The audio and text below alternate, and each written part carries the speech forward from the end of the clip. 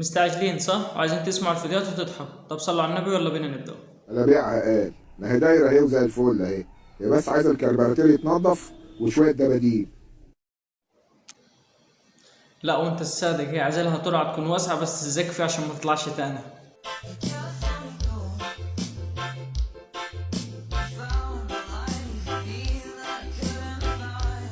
النيو لوك الجديد ماشي بس مش بالطريقة دي يا راجل، الناس تضحك عليك جديد.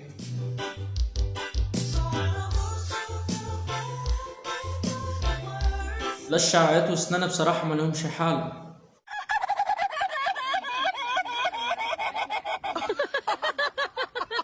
ايوه يا راجل اضحك وسمعنا صوتك، يعني جيت عليك ما تضحكش.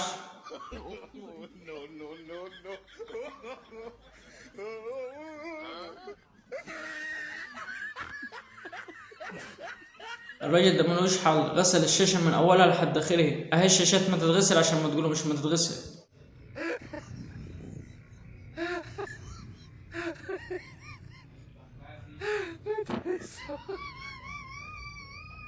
هو التطوير مطلوب وحلو جوه، خلي بالكم.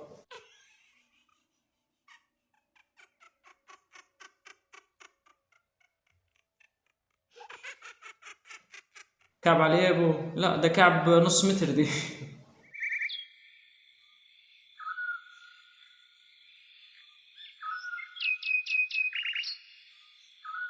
شوف سبحان الله شكل الجزر جميل كيف.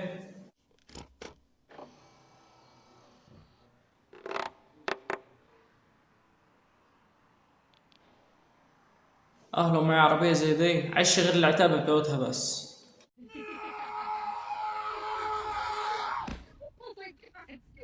حتى الكلاب لو كنت عاملين له عربيات كرة على صغير.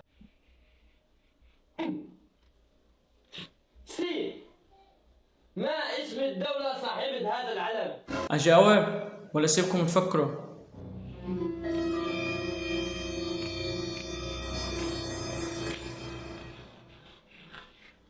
الأنجاز. انت جبت التايه يا ابو اسلام، فعلا الاسم يليق عليهم واحد واحد.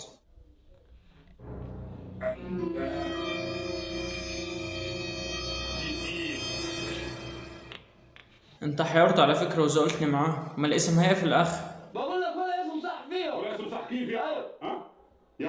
يعني هو ربنا جعلهم وحرمهم من الاوطان، انت جاي تعمل لهم علم وطن؟ فعلا الناس دي لا كان ليها وطن ولا كان ليها ارض، فعلا لو هالاسم يبقى الانجاز هو افضل حاجة ليهم بصراحة. وكده وصلنا لنهاية الفيديو، ما تنسوش تقولوا رأيكم في التعليقات وتصلوا على النبي وتدونا لايك.